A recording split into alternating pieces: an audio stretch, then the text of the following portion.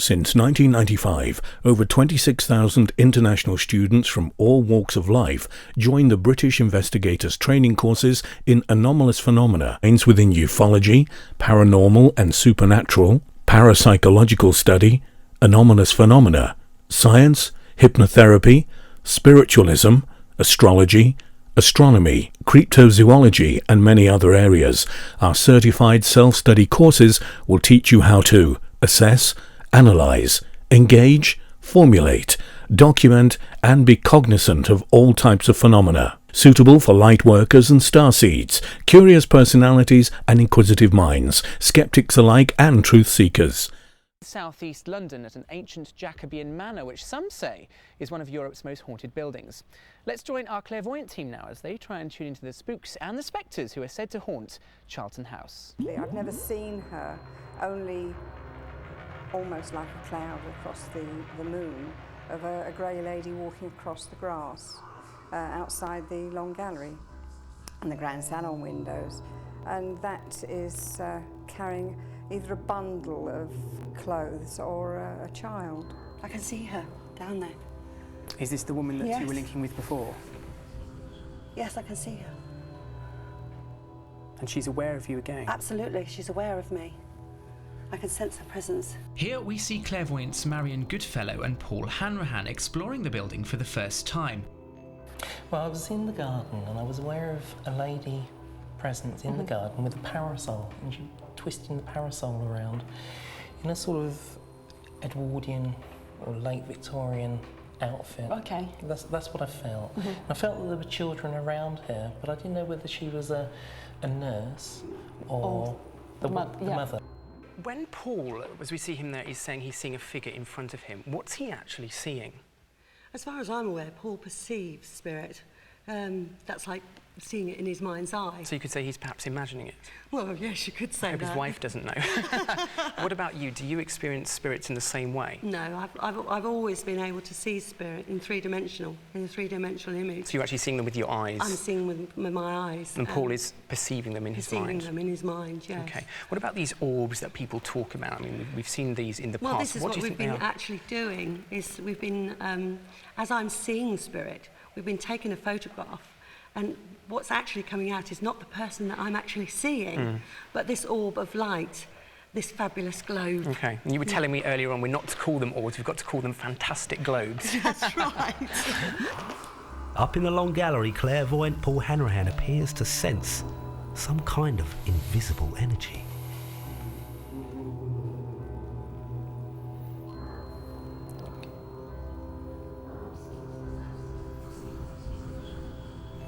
It's not spirit, but there's an energy there. It could be an electric cable or water pipe. Something, yeah. But it's just something there. What is it you can feel when you do that? What's it you're actually feeling with your hand? It's like you know when you put your hand over an ioniser? Yeah. It's similar to the breeze that you feel off of an ioniser. Okay, so the sort of a static. Yes. Yes. Okay. The staff at Charlton House have their own stories to tell. And basically, we were going across to go down the old staircase. We noticed that the lights were on in the Long Gallery, and the person who was with me, we jokingly said, "Oh, it must be the ghost." And he ran down the stairs and left me to it. So what I did, I went in the room to switch the lights off, but I couldn't get past the fireplace. But the set of lights which were on were further into the Long Gallery. So, you know, I'm afraid the lights got left on all night.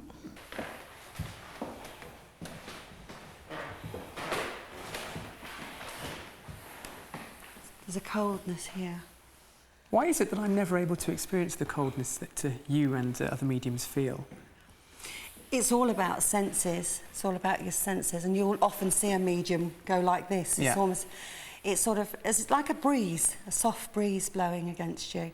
And so you put your hand in and seeing if it isn't a draft, it is it is an energy. If it's the real thing. Is it the real thing? And there's one here now. Yes, okay. Definitely. Andy Matthews, fitted with a camera body kit, went off alone into the areas of the building that some of the camera crew were too afraid to enter. Now this place is supposed to be home to a poltergeist, But the only thing crashing about at the moment is me. But it does feel a bit uneasy, to say the least.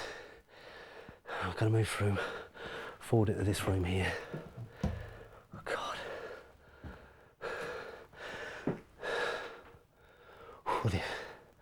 There's a strange feeling in here. It's like an electrical charge, it's very uneasy. It looks like a bedroom of some sort. It could have been a child's bedroom, but I think you'll get more than you bargain for if you spend the night in here. I'm getting out of here anyway. I'll go back downstairs now.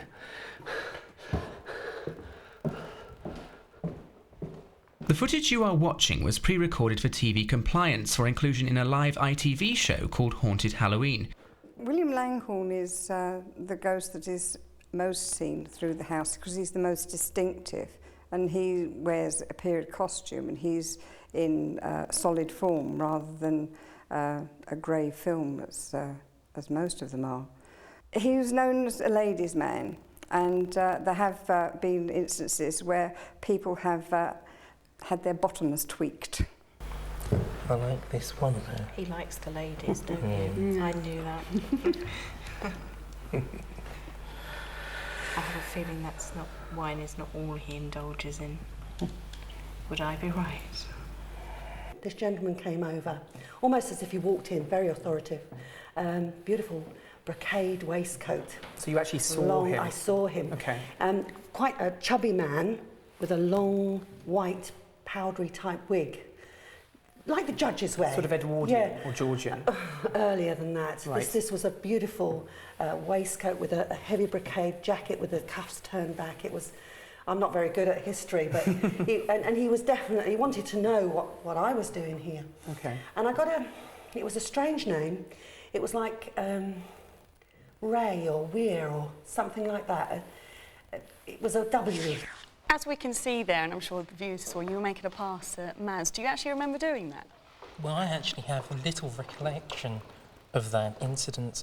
When I'm in trance, you've got to understand that spirit are communicating directly through me, and I'm not really aware of what's being said. Do you also, as well, I don't know if you remember, when Andy was sat next to you, you actually shunned Andy as well, and you were just interested in us three women there. Do you ever remember that part? I have no recollection of that at all. No? No, none at all. How does it actually feel when you're in that trance? Can you feel anything that's actually happening to you? Not at the time. When I come out of trance sometimes, if the spirit that's been communicating through me has a strong personality or is very emotional, I will have an after effect. It's very brief, but I will feel that emotion or the sadness or their personality, but only for a brief time. Well, it must be an amazing experience, and I appreciate you sharing that with me. Thank you ever so much. Thank you. The one in the attic is not William Langhorne, but seems to be more of a poltergeist, childlike apparition, as it were. Mary's there. Mary, hello, Mary. Hello. And what do you do, Mary?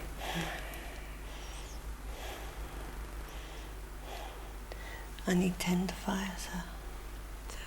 Later that night, myself and Sophie joined clairvoyants Marion Goodfellow, Diana Jarvis and Paul Hanrahan in a closed circle. I bet the work's hard. Do you enjoy? Yes, Who do you serve? Who's your master? Mrs. Norris, sir, downstairs. Mrs. Norris? Yeah. Does Mrs. Norris have a husband? Marion has gone into trance and is apparently channeling the spirit of one of Charlton House's ghostly residents. Mrs. Norris is in charge of you. Housekeeper. Cook. Yeah. Work in the kitchens. Fires, I do fires. Just the fires. Who's the master of the house? Master. Just the master. And how old are you? 8. 8? Now, apparently dogs have a sixth sense and are sensitive to paranormal activity. So let's see if our little Scooby-Doo Betty can pick anything up. There we go. Come here, girl. What have we got up here? Well, she's missed that bit. The medium's actually found something here earlier, like a cold spot. So, yeah, failed that one. Let's see what else we can get. Pick anything up, go. Go on. Well, she looks quite happy to me.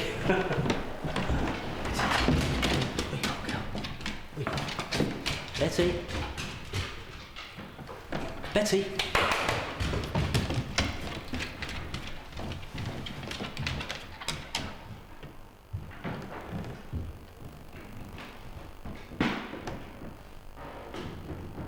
Well, this is interesting because some paranormal activity was actually picked up by mediums just down here.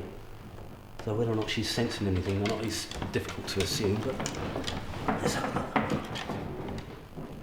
What you got, girl? What are you sniffing out?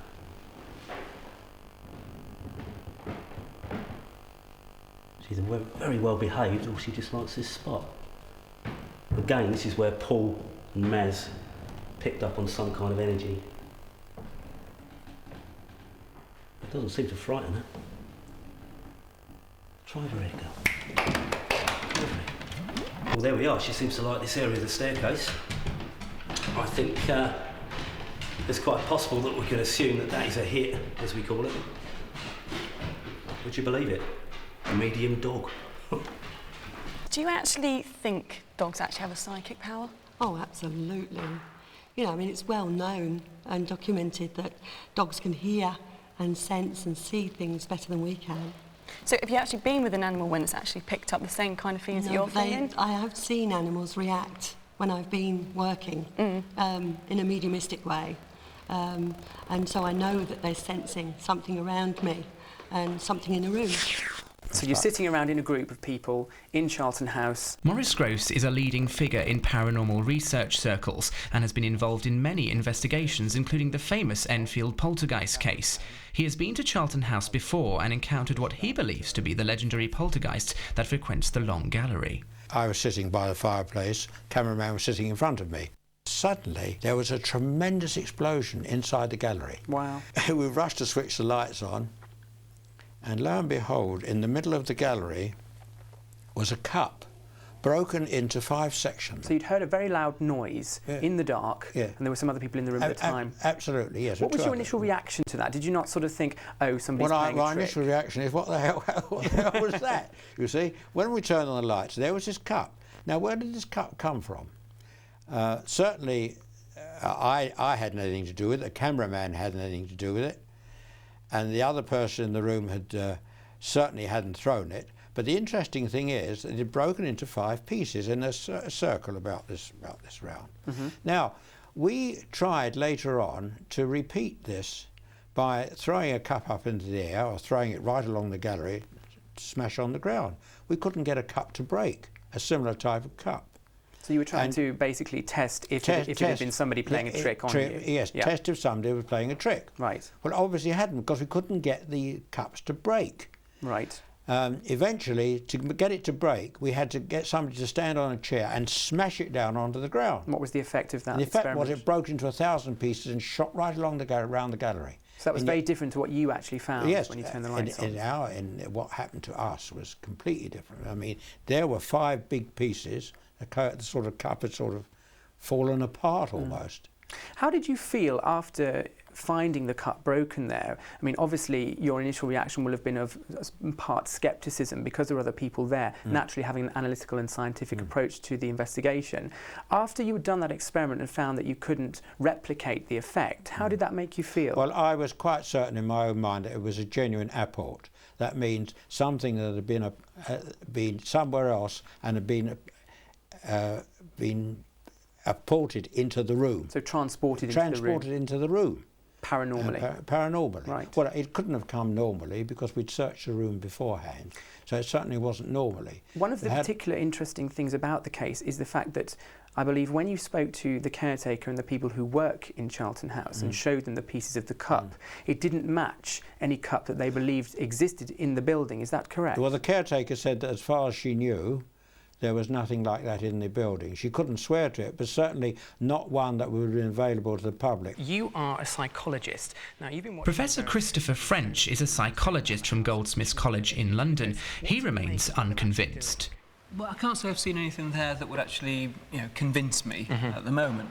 So you're open to the possibility? Oh, yeah, I mean, it's possible. I mean, the general problem is that, there's an awful lot of ways in which people might think that there's some kind of connection. So if we see that the mediums pick up on some kind of energy from apparently the same place, then maybe that's a connection. So you think we're reading coincidences, or perhaps we look at coincidences, I think really? we may well be. Okay. If something coincides with the historical record, then that's seen as a match. If something coincides with something that other people have seen on entirely different occasions, then that's seen as a match. But there's an awful lot of room for coincidences there. Okay. So not convinced just yet. Not convinced just but there's yet. still time. Broadcasters are generally uneasy about clairvoyants who seem to contact the dead on live television. For this reason, some images you are about to see were judged as being too disturbing to be shown on national television. Are you her mother?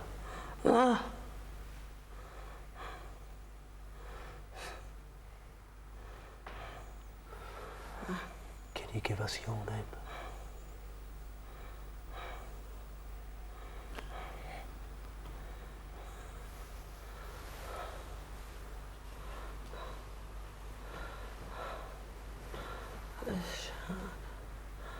Charles. Charles. Hello, Charles. Fetch. Who's taken Alice? Do you know who's taken? Sister. Oh, below stairs. Fetch Alice. For God's sake! Fuck! Charles! Fuck!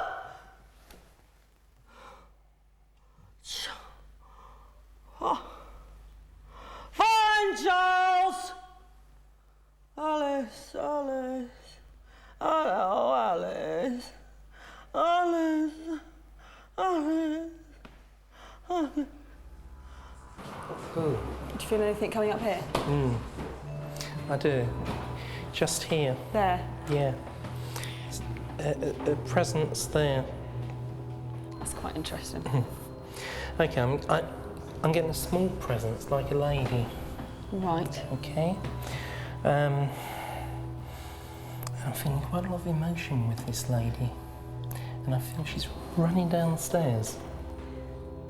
The feeling's getting stronger and I feel quite tearful. Is this still the lady that yes, you're connecting with? I feel quite anxious. I want to look over the banister. Clive and Jan, you are both historical researchers and you've been digging around in these books trying to find out if anything corroborates with the mediums. What have you found so far? Certainly some of the names they've picked up on we can match with local census records. OK, what names have you actually come up with that match? Alice and Mary, and basically they're house servants. OK, now Mary and Alice obviously are quite common names, I think you have to agree, especially in the era that we're looking at. What particular aspects of those characters match what Marion and Paul have said in the séance situations? Basically, the mentioning of starting fires, or tending the fires. Tending the fires. Yeah. Well, yes, that's right. And that would have been something that Mary would have done. Mary would have done, that's right, yes. Yeah, she was a kitchen maid, which would have been one of her duties. OK, what about the William character that we had? Have you found him at all? Oh, there's plenty. The naughty ghost. There's lots about William. He's the one you want to meet, isn't he? Yes, he is. What did you find out about him, Jan? William was, he purchased Charlton House in 1680. He was a bachelor. So he actually owned the building? Yes, he did. He lived here with his brother, and they had lots of bachelor parties. OK, we won't go there. So, you know, he was a ladies' man. He definitely was a ladies' man. Yeah, yeah, definitely. Yes, yeah, I was, and he definitely was. Yeah. With Alice, is there any in the books? Is there any information of her actually getting lost in any way that they were saying in the séance? We looked for Alice as much as we could, and basically, this is the censors only go back to 1851 anyway. Right. So you know, this is the Alice that we found. That's the only one that you've got? Yes. Right, yeah. We've got more digging to do. I know you've been in the local libraries and places. Lots more to do. Do you use the internet as well? We have, yes. Yes, Okay, very limited Yes. on the internet, but... Done all you can, basically. Thanks very much for your research. Thank you. Keep working on it, and thanks both very much indeed. The Ghost team have exclusive use of new blacklight technology called BVS cameras. Here we see the designer of the equipment, Roger Alsop, explaining why it might offer the team their best chance yet of catching a ghost on film. Normally we can see what we're doing, but all this equipment is designed to work in total darkness, so we can't see it at all. But the cameras can. So it's a perfect kind of apparatus for the old Ghostbusters. Well, we hope so. I mean, let's try it and see. But certainly, if you can see it by eye, it should get picked up on this camera. If you can't see it by eye, it might get picked up on this camera. I'm intrigued. It's called BVS, Beyond the Visible Spectrum. So we're operating outside of the limits of the human eye, and in fact, most animal eyes as well. Cats can't see this equipment working, but we can watch them trying to go about their business, you know. So Betty the dog wouldn't have any idea what's going on? None at all. We watch foxes at home in our garden, and they have no idea that we can see them closely up on camera. Okay, now the idea of this experiment is to try and attract these spectral orbs. Right. How successful do you think we'll be with this type of equipment? Well, as I understand it, we sometimes see them by eye, and a lot of times when we don't. This might help for the times when we don't see it. Right. Okay. So we never know, guys. We may get something with this. Let's hope. And it's called BVS. Yes, it's Beyond the Visible Spectrum. Let's see. That is actually a lamp. This is a camera. The camera is very similar to a studio camera, not quite the same shape, and it hasn't got quite the same design capacity built into it, but nevertheless it works very much the same. And I'll just fire it at that lamp and see if it's working. Let's hope we get some results. Brilliant. Okay. We've probably looked at 85 to 90% of the evidence that's been offered to us and eliminated it as having a more rational or logical explanation. But it's that 10 to 15% that we can't find the logical explanation for that really intrigues me and that's driven us on. You are the co-founder of the Phantom or Fraud Project, and you're an expert in paranormal photography. What exactly are we looking at here on this photograph that was caught a little time ago? Well, this is what most of the team consider to be an orb. Trying to determine exactly when you say they what consider it an orb, what do you think orbs are? Well, we have a difference of opinion, you see. From my point of view, this is something that's like an out-of-focus point of light. Right. What that point of light actually is, whether it's a reflective piece of dust or whether it's something... So it may not be paranormal at all? Well, I tend to sort of try and keep an open mind on these things, and there are many orbs that we get given to me. I mean, we got several tonight that, to me, appear to be just as dust. How would you answer the question that's often put to people in the paranormal world that orbs didn't exist until digital cameras did? Well, with any new piece of technology, you get all sorts of strange phenomena starting to appear. The digital camera phenomena is a very raw piece of technology. It's still being refined and modified, and as such, you're going to get all sorts of strange things appearing on your screen. Now, when we explain that, is that something that naturally exists, or is it something that's a fault with the camera? Now, truth is, we don't know at the moment. Well, we've done various experiments to test out the theory that it's a fault within the camera, and we've eliminated that. Completely? Basically, yes. Okay, so I suppose there's that famous saying that if you eliminate all other causes, what's left has got to be the truth. Okay, Neil, now we're here to try an experiment. Can you tell us a bit more what the experiment's about? Neil Fellows is one of the team leaders and also runs his own paranormal investigation group, Paranormal Dimensions, based in Norfolk. We want to photograph them. We're also putting a camera outside of the door to see if we can capture fleeing orbs, like a sort of intelligence test. Oh, that's interesting. I've never seen anything like that before. I mean, when I usually walk around and pick up something, you know, like an electrical charge or something and take a photograph, that's usually when I get an orb. I've never actually tried anything like this. Do you think it's going to be successful? Fingers crossed. Have you ever tried it before? We have. And? Mixed results. Oh, mixed results. OK, well, let's hope we can get something. OK, if you want to arrange your team, Neil, tell us what you're going to do and arrange everybody. The Phantom or Fraud Project now is probably one of the largest organisations in the world researching paranormal phenomena. We have a massive membership base, we run paranormal training courses. We're, I suppose, a source of information for a lot of the other smaller groups around the world. So it's become quite a phenomenon in its own right. OK, they're going to start flashing in there. Andy Matthews has been nicknamed the Orb Catcher because of his ability to photograph alleged paranormal images on camera. But can skeptic Chris French achieve similar results? Right, OK, stop. Far away. OK. Nothing. OK, keep going. Just hold it down. Keep going, yep. Stand back a bit. Stand back a bit. And fire. Quick, get one. There we go. Nope. You got a lovely... Try again. Yeah, you got a lovely picture of an oak door. Okay. All right. Well, let's see. There's another guy at the other end. Let's see what he's got, and we'll come to some kind of conclusion at the end of it. Anyway. Thanks very much, Chris. Okay. Thanks a lot. This is the piece. Mike Rogers is the team's EVP expert. He records what he believes to be the voices of the dead on his digital sound recording equipment.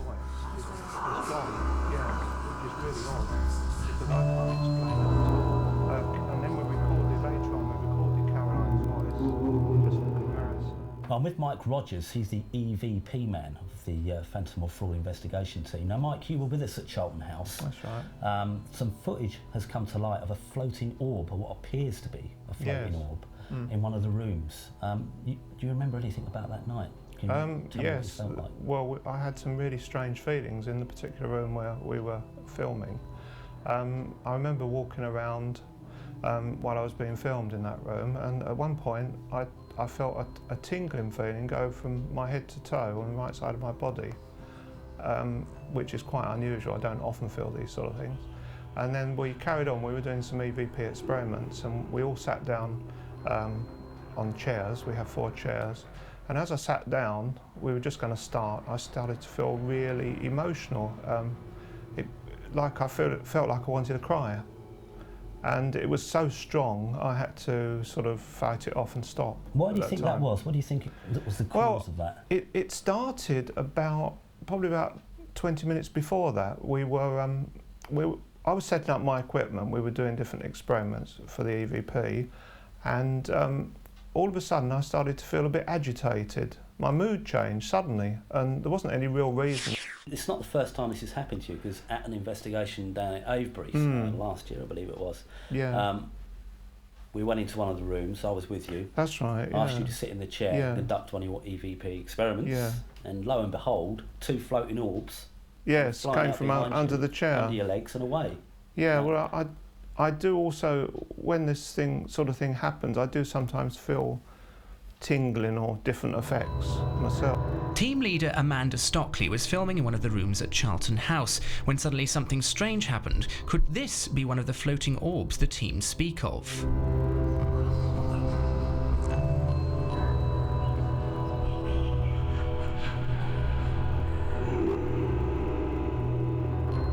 The footage you are watching has been slowed down to 25% of its original speed, and the team have studied the images in both normal and negative conditions. Even the usually sceptical Graham Matthews has no concrete explanation as to what this could be. I think it is a moth, basically.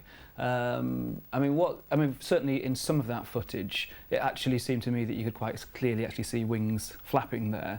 I think there's other things we need to take into account, because it does actually appear as if there's a kind of pulsating effect as well, which is quite interesting. And the lights outside the window seem to be pulsating with the same kind of frequency. But again, not being an expert on these things, but I'd expect that to be the case. Let's face it, the light source that's lighting up the moth is going to be kind of reflecting that. So if it's a reflected light that we're getting from the moth, assuming it is a moth.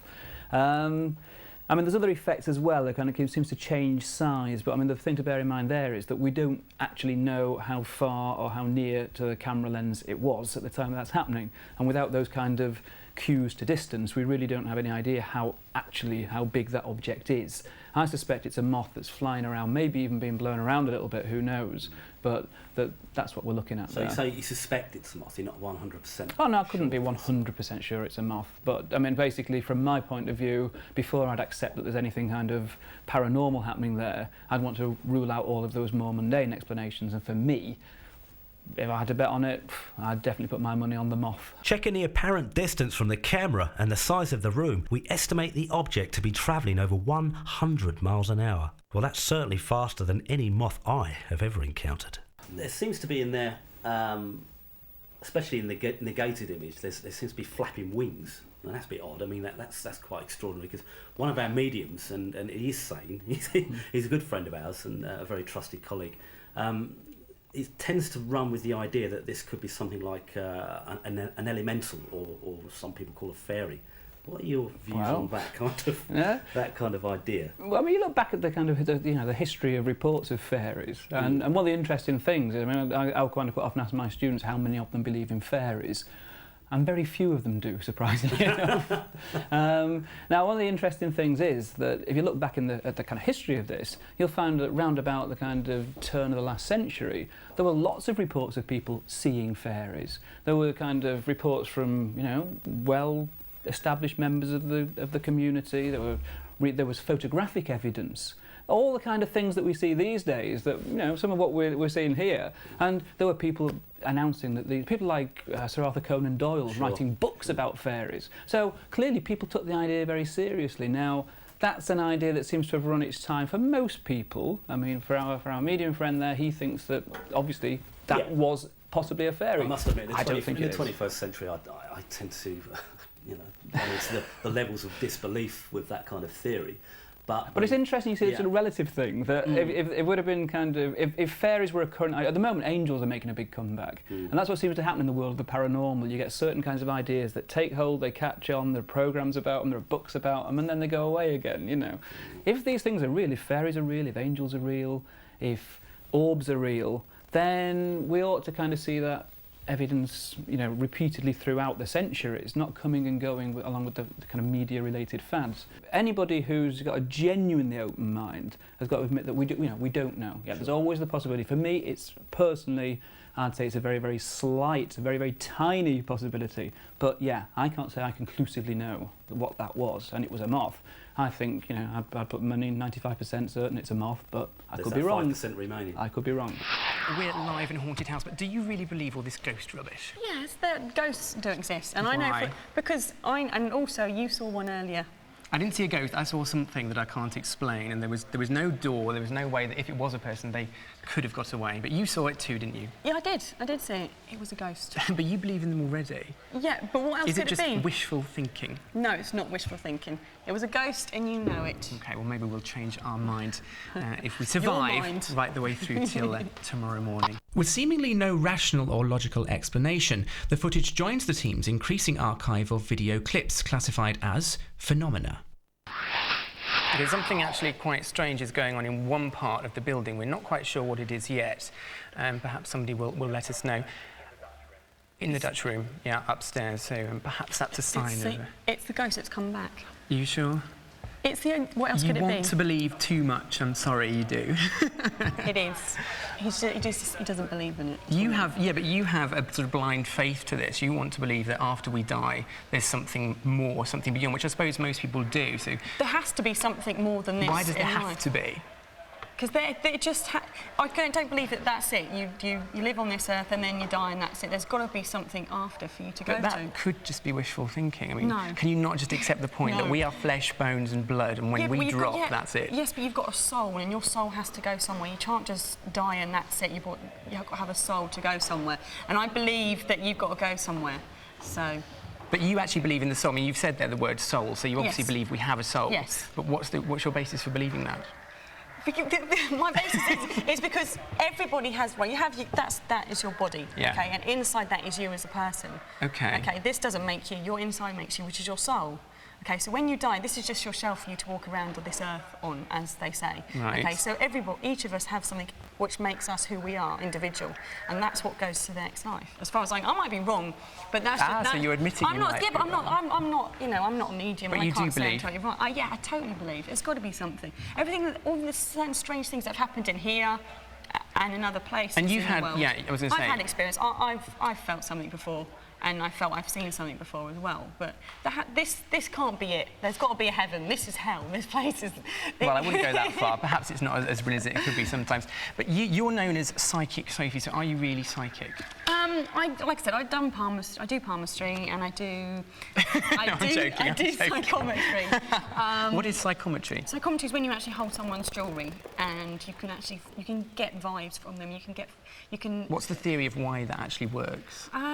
It's just the feelings that you're feeling comes through from your jewellery, and because you wear it all the time, it just holds emotions that you're feeling. That's what. But surely, if you're talking about a piece of jewellery such as a ring or a necklace, it's either leather or it's metal. How on earth can can that tell you anything about how I'm feeling or anything about me? It just, the emotions and... Yeah, but how? I don't know, I'm not... It just does. It just does. I don't know the scientific part of it. I just know that I can do it, and that's what I can do. You know. And have you always had this gift? Well, my mum's got the gift, and I've just learned from her, and it just goes... So you've inherited it? Yeah. It's in your blood. It is in my blood. So but I want to know, why are you such a cynic? Why don't you believe in it? Well, if I'm being completely honest, I used to believe in ghosts and things like this. I've seen images of things in front of me which I can't explain, which some people would call ghosts. But I'm not now somebody that will subscribe to the fact that those are spirits of dead people that we're actually seeing. I think it's much more likely to be something from our mind as an exteriorisation. So you have seen ghosts? He's seen ghosts? I didn't say that. Norrie, something strange has just been happening in one of the rooms. What's been going on? Yes, we were sitting around the table doing EVPs and taking photographs. The torch has rolled off the table. It's fallen onto its side. Rolled off the table, literally? Yes. It actually banged on the table, and we felt out on the table to see what it was, and it rolls along the table and onto the floor. We tried to recreate it by banging and pushing the table, but it doesn't fall over. And you actually saw this with your own eyes? We've actually got it on DV tape and sent it downstairs. Good Lord. And I take it you've photographed some amazing orbs in there as well? Yes, I've got some fantastic orbs. Well, can we get a shot of this? Yeah. Yeah, OK. Oh, yeah. Well, if the viewers at home can see that, that is quite remarkable. Now, I've seen these before, but that is very, very bright. How many have you got in there, Norrie? The amount of orbs? Yeah. I would say we've got about 6 brilliant white orbs. So that's quite exciting stuff. Yes, well, we don't put these ones down to dust. We've got lots that we have put down to dust. Right. What about you say it's kind of, you've actually experienced poltergeist activity, is what you're saying. Was this something you've felt before or experienced before? Is it something completely new to you? No, we have experienced poltergeist activity before on other investigations. But we can't explain this at all. We cannot. It's unexplainable. As we say, we've tried to reconstruct it, and we can't get it to fall over by moving and banging the table. So it's unexplainable.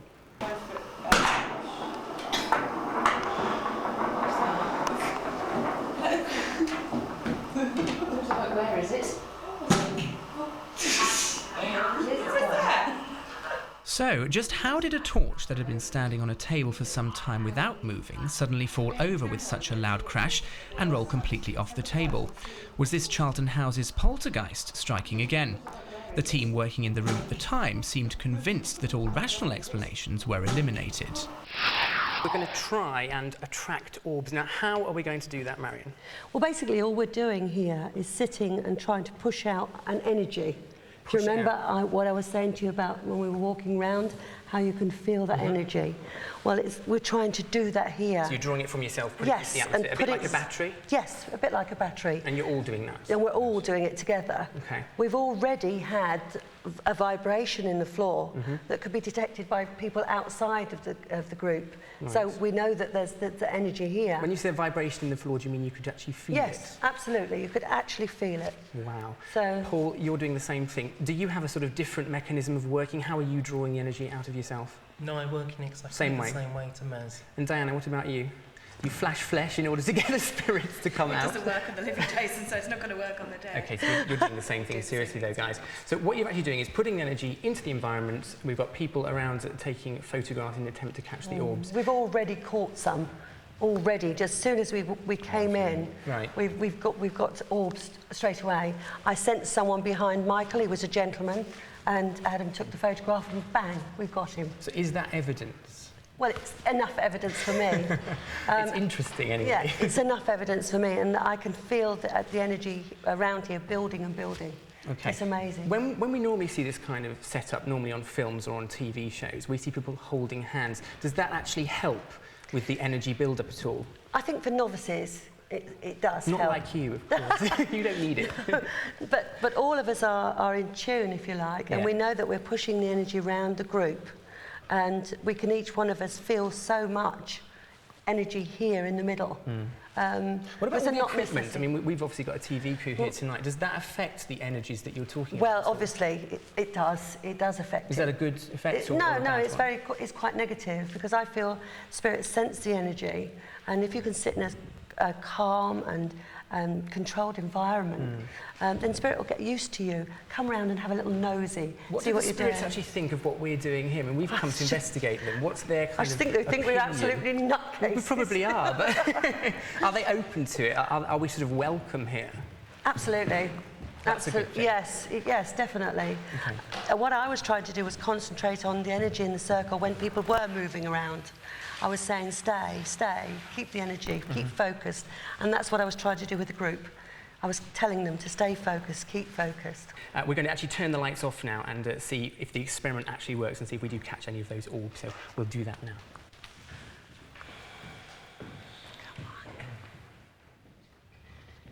I am so jealous. You felt that I wasn't there. I keep missing out. And everything you guys experience, I always miss it. How was that feeling for you up there? It was incredible up there. I mean, I wasn't actually in the room when it kicked off, but when I last went up that room, there's a smell of perfume and like a burning candle. And there's no candles up there. And it's really strange. We've had a torch roll off the table, fall off the floor, a door open and shut by itself, and it's still going on up there. So, you know, the guys are up there doing an experiment in the dark. I don't know what room they're in, but I think they're in the wrong room. They should be in that Dutch room. Team leader Justin Oliver believes that what the investigators may be photographing are indeed body or natural energies. Is this a possible alternative explanation? The energy is actually everything that's around you. Energy belongs in everything, from this sofa to this room to the camera. It all contains a certain amount of energy, which is natural energy. All I do is channel that energy between 2 points in my hands. Other people can channel it through their auras and vice versa. And all you end up doing is just trying to give this energy some form of physical form that someone else could actually feel. Well, during the investigation, I picked Kerry for a specific reason. We were talking about the fact that I could influence someone just by talking to them, i.e. giving them some form of suggestion, subliminal suggestion as to where to put their hands and so forth. What it is, just between the hands, you can actually feel an energy source. What I had Kerry come from below and above and actually feel that energy. And now her hands actually stopped, I would say, twice as far away as my hands are. So to me, she's feeling the energy between my hands. Everyone else seemed to actually mimic where my hands were, say, above and below. And I thought that, one, there could have been a chance of subliminal messaging going on to them, and two, because they weren't actually feeling what was going on, they weren't so sensitive. I believe that there is something. What it is, I don't know. I still have a burning question that I've got to have answered. And until I find that question, I can't answer it, I'm afraid. I believe that there is something after death. What it is, I can't be sure. I've seen things that have made me wonder, I've seen things that have made me believe so positively that there is life after death and that spirit goes on. But until I actually experience them myself, I can't comment. I've brought a laptop computer along with some of the EVPs recorded that we got at Charlton House for you to see, or to hear, Andy. This EVP we recorded, we'd been in the Prince Henry room, and then we moved over to the allocator room, which was the Newton room, and I recorded this EVP which says Henry. Now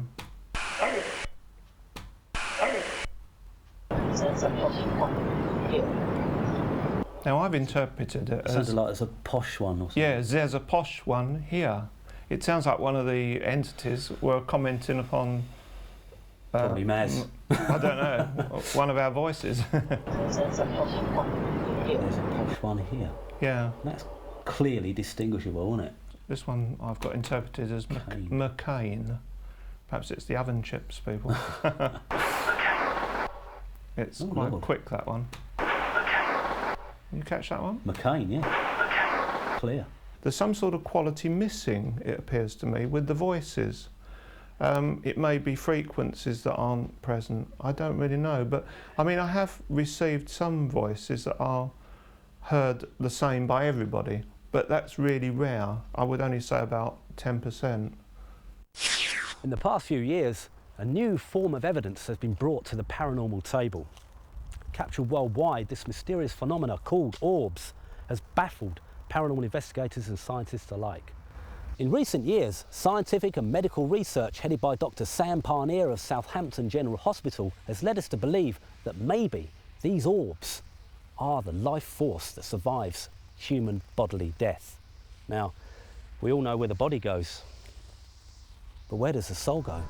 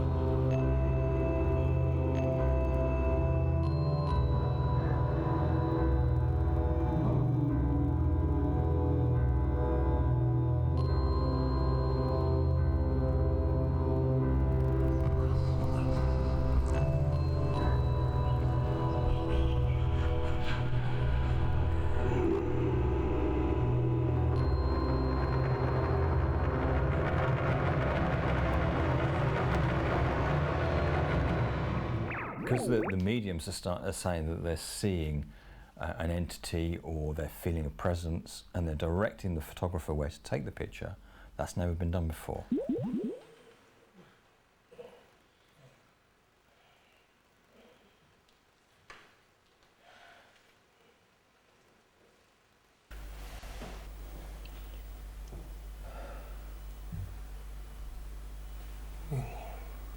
How do you do, William?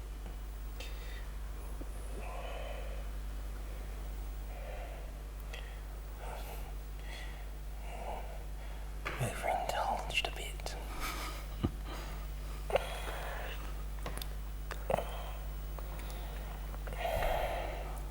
A full stomach, I hear then.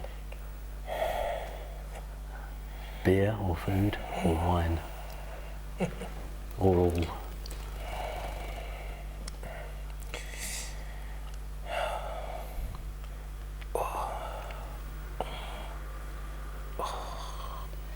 You have the gout, sir.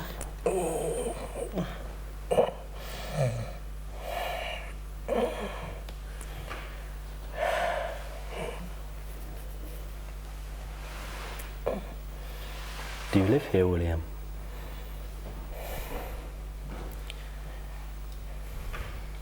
I have spent time here, yes. You need a physician.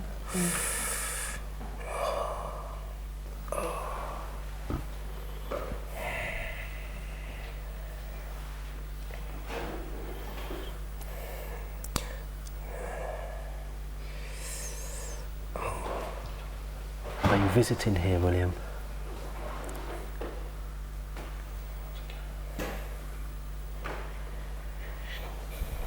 I am known here. This is the first time I've actually sat in a séance before, and I must admit the feeling was pretty spooky. When they first started, for me, I felt a really cold feeling around the bottom of my legs. And then when we were talking to William, we felt his presence before. If you'll notice, we mentioned his name and certain things he said, which was quite spooky to me. I'm sure these guys felt it as well. I can't explain the experience, but it's the most amazing thing ever. And I'm still feeling a bit, can't explain it, sort of excited and nervous at the same time, but it's definitely a good feeling. Definitely. If we assume for a second the orb that we're seeing, the ball of light, is in fact a human soul or consciousness, and that's by no means proven yet, then the intelligence and communication between the clairvoyants and this ball of light would indicate that there's something here worth researching further. And I think what intrigues me with the orbs is that we could be on the edge of a major breakthrough in research into paranormal phenomena, because if we can prove this is the human soul, what an amazing breakthrough that would be. Have I missed anything else? Yeah, there's a smell of burning candles up there. And we've got And candles here. Yeah, but there's no candles upstairs. That's the thing. And there's loads of orbs up there. There's loads of orbs. Loads of orbs. Everywhere. Go up and have a look. I did. I didn't see them. Go up there, sit in a darker room for 10 minutes and let's see what happens. You will believe We will make you believe. Is one that a day. threat or a promise? No, it's a promise. It's a promise. It's definitely a promise. Okay, so are we any nearer, do you think, Andy, you're sort of the investigator of the team Well- here? Are we any nearer to an answer to the riddle of the supernatural and ghosts? Right, to be fair, all I've seen is a door open and close by itself. The footage that they got upstairs is going through the computer now, and hopefully it'll be, the viewers at home will be able to see it. So until I see it myself, I can't actually say whether it's paranormal or, you know, natural phenomena. I mean, things roll off tables all the time in some people's houses. Oh, yeah, but I heard that. There was like a torch that fell off a table. Could that not just be because it's round? Absolutely, it could be. Until we've actually seen the footage, there's supposed to be flying orbs flying around on video. They've captured them on stills camera as well. So until we actually look at it, review it. And anyway, we can't call them orbs. We've got to call them fabulous globes. I was told. Fabulous globes. Categorically. Can we get away with that? Did you know anything about the Dutch room? Is there anything in the historic? I'll have to go through the records to find out. To see. But It'd nothing. be interesting to find out. 'cause Nothing there must comes be something. to my mind. There's a lot Not of yet. rooms in this house. Yeah, true. Still lots of digging to do, I suppose, with the Yes. research there. I suppose Yeah, your we'll job do really that. never ends, does it? You have your head buried in books constantly. OK, so we're not really any closer at this point. Professor Christopher French, you've been here with us in our investigation tonight. Have you witnessed or experienced anything you can't explain?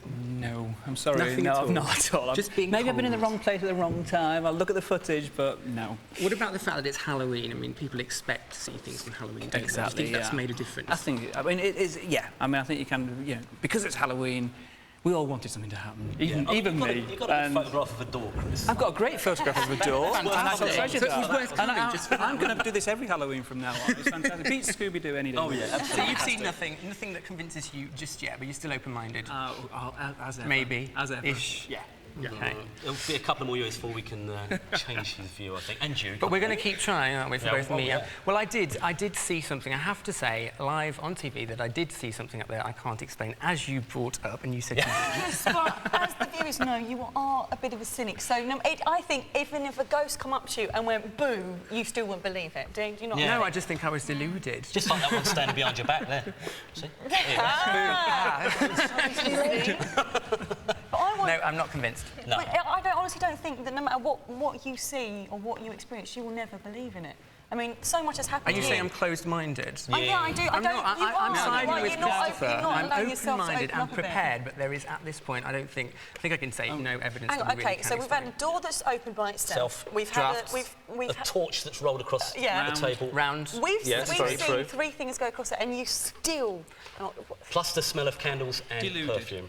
Plus there's stuff still going on up there as we speak. We're going to be here, though, a little bit after the programme, so is there any possibility that once the cameras get turned off, do you think that there'll be more activity? Absolutely. Do you know what I think we should do? We should lock Jason in the Dutch room for like On my own? on his own 15 minutes. Let's see if he believes in it or not. OK, fine. Can we Thank you very treat our much guest indeed. stars like that? No. No.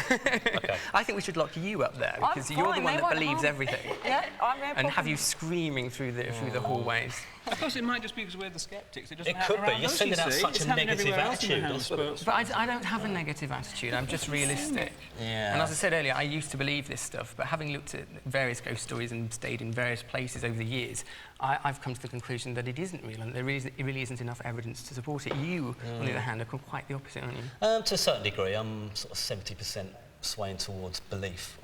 You've always got to keep that 30% of doubt there, otherwise it's no use being a paranormal investigator. You know, you've got to go and with your feet on the floor and you've got to question everything, which is what I'm going to do when I see that footage from the Dutch room. Until I see it, I can't make any more comments on it. But you know, you can't rule out the possibility until you've actually viewed the evidence and weighed up the pros and cons and what it could be. But you want it to be true, don't you? God, you want it to be real. I can see it in your eyes. I'd love there to be life after death. I mean, it'd be a pretty boring life, you know, if you just hang around for sort of 70 years. And what Sophie said. But is it not all to do with simply wanting, as I say, to believe that there is something more than us? Well, and that's all it is. It's until you've actually experienced certain things, then you're never going to believe anyway. But isn't it true, and I'm not a psychologist as yourself, Christopher, but isn't it true that human beings need to believe in something else other than our flesh and body? Of course. And therefore, would I be right in saying that may be a reason why people want and need to believe in ghosts, that their motivation is actually wrong?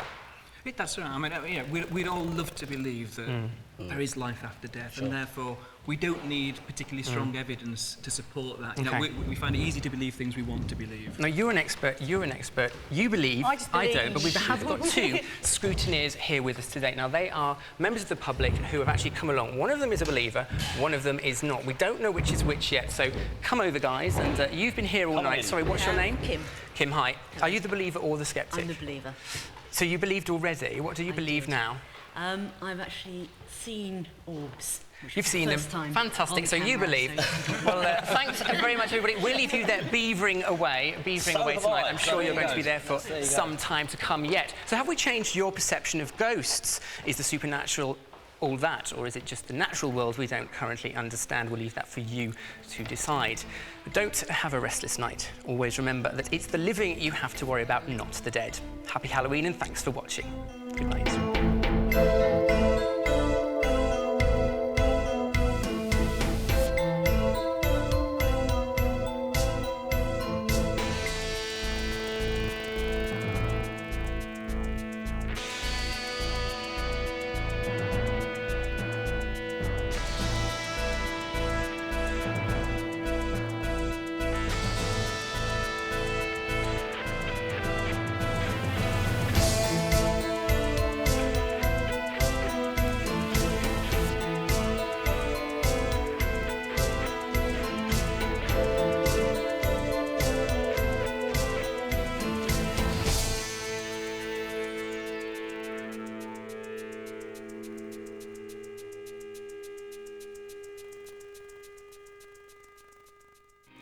On February 10th, 1998, at 10:33 p.m., I was in the right spot, the right time, after 10 years of searching, and contact was made between myself and interdimensional beings in this place in Wanacue, New Jersey. This ghostly apparition appeared in the team's first photographs. Could there be something in what Sargel 18 is claiming? On the screen behind me you can see Sargel's nobleman picture.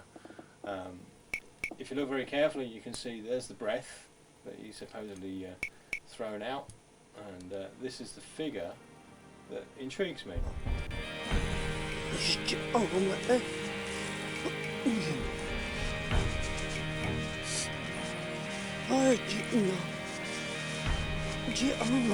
There is an energy in this planet that doesn't want this evidence out. I'm calling it an energy. I'm not even calling it a group or a government. I'm calling it an energy. Because remember, once people realize to a certain extent in their head that there are wonders way beyond our senses, but that are reachable right now, you know, they'll be outside that box. And remember, that box is very important to somebody. We found out today, when we got back to the offices, that 145 hits on the Phantom Fraud website have been made by the US government since our trip to Wanacue, which in itself is strange. A number of photographs, mainly relating to the New Jersey Vortex pages, have been downloaded by US government offices. We find that strange. Maybe we've ruffled a few feathers. Maybe they're just inquisitive. Maybe we're on the verge of a major scientific breakthrough.